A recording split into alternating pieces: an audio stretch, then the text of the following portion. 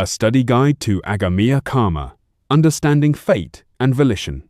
This study guide explores the spiritual philosophy of Sri Bhagavath as outlined in the text Agamiya karma. It focuses on the mechanics of karma, the relationship between divine power and human effort, and the path toward mental liberation and enlightenment. Part 1. Quiz Instructions. Answer the following questions in 2-3 sentences based on the information provided in the source context. 1. How does the text define Sanchita karma? 2. What is the specific role of prarabdha karma in an individual's current life? 3. Why is Agamiya karma described as being entirely in the hands of the individual? 4. According to the text, how does God assist a person who prays for relief from problems? 5. What is the difference between physical prakriti and subtle prakriti? 6. How does the text refute the idea that God acts like a politician or a corrupt official? 7. What is the core definition of Nishkamya karma? 8. In the story of Janaka and the disciple, what does the oil bowl symbolize regarding the mind? 9. Can a Gnani, realized soul, still experience emotions like anger or sadness? Explain. 10. Why does the text claim that astrology and horoscopes are sometimes inaccurate? Part 2. Answer Key 1. How does the text define Sanchita karma? Sanchita karma is the immeasurable sum total of all past actions, both virtuous and sinful, accumulated over previous births. It acts like a savings account of karma, the majority of which remains in storage to be addressed in future lives. 2. What is the specific role of prarabdha karma in an individual's current life?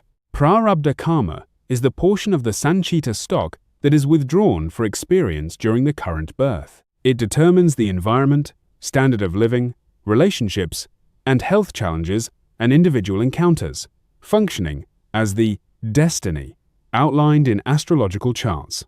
3. Why is Agamiya karma described as being entirely in the hands of the individual?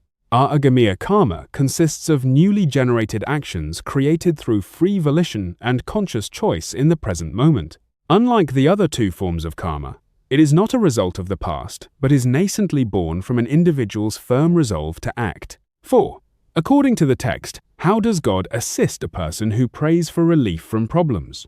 When a prayer is just and sincere, God can resolve a problem by taking good aspects from the person's own Sanchita karma account and applying them to the current situation. However, if there are no good deeds in the Sanchita account, even God cannot provide a miraculous solution. 5. What is the difference between physical prakriti and subtle prakriti? Physical prakriti, the physical universe, is composed of the 5 basic elements and forms all solid objects and living organisms. Subtle prakriti, also known as Mahat, or the universal mind, is the wisdom part of the universe that creates subtle bodies, including mind and consciousness. 6.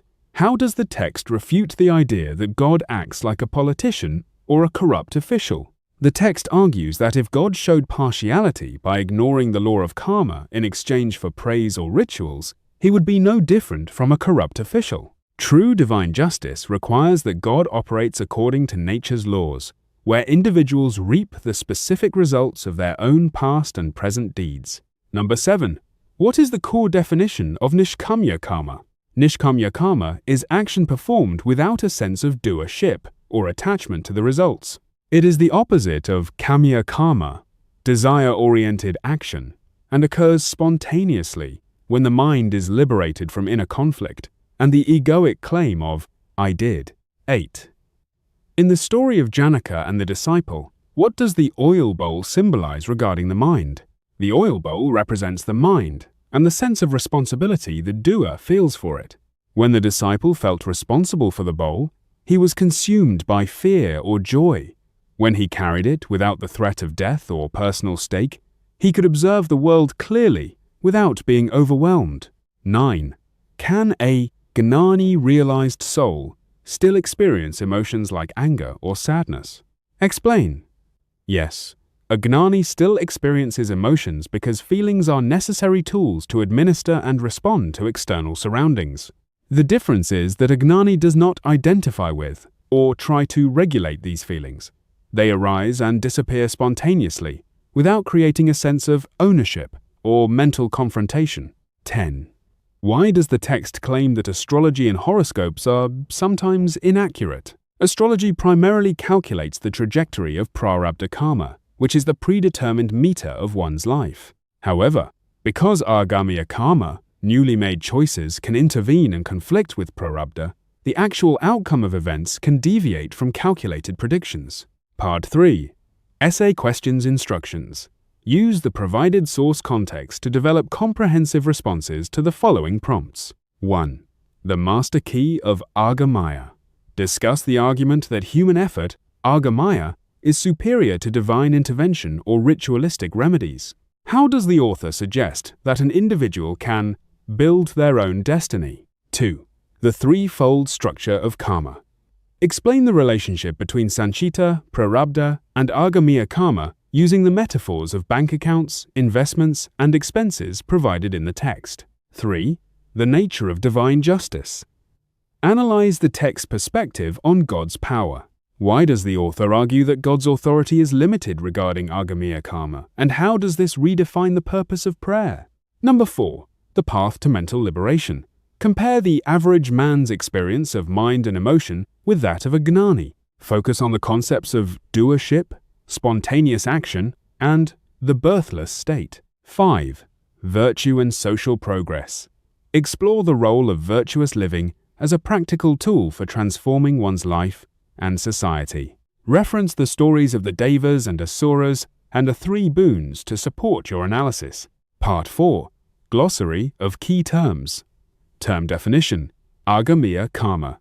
Newly generated karma created by free will and conscious choice in the present birth. Brahman.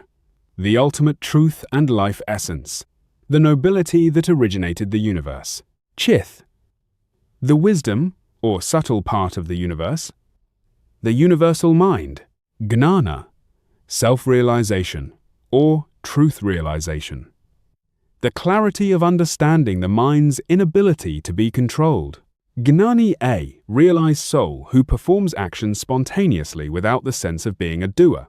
Iswara, a higher form of Prakriti, divine deities endowed with upgraded subtle bodies and powers. Kamya karma actions, performed with a desire for specific fruits, rewards, or virtues. Mahat, the universal mind or subtle Prakriti, which creates subtle bodies. Nishkamya karma, detached action performed without desire for results or a sense of personal ownership over the deed. Prakriti, the universe, divided into physical, 5 elements, and subtle, mind, wisdom, components. Prarabdha karma, the portion of past karma allotted to be experienced and extinguished during the current lifetime, often equated with fate. Sanchita karma, the cumulative stock of all good and bad deeds from all previous births. Siddhis, extraordinary yogic attainments or divine powers. Subtle body, a phenomenon of subtle Prakriti containing the mind and consciousness, the entity that takes up new physical bodies in rebirth. Transcendence, a mind-related state of going beyond or penetrating through the mental phenomena, not getting stuck at any point.